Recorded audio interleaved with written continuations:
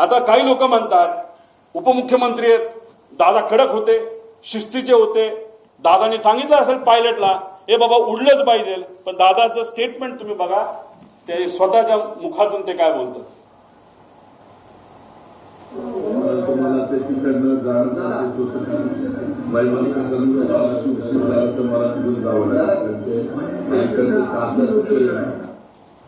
म्हणजे दादा कधी पण विमान उडवत असताना कॅप्टनला विचारायचं, बाबांनो काय वाटतं, जायचं का नाही जायचं, उडायचं का नाही उडायचं, काय अडचण आहे, तुम्हाला जे वाटतं ते करा. एका ठिकाणी त्यांना यायचं होतं, मुंबईकडनं ते उडले पण होते. माझा अंदाज आहे 2-2.5 वर्षापूर्वीची गोष्ट असेल. हेलिकॉप्टरले होतं, लोणावळ्याला धुक्क वाढलं होतं.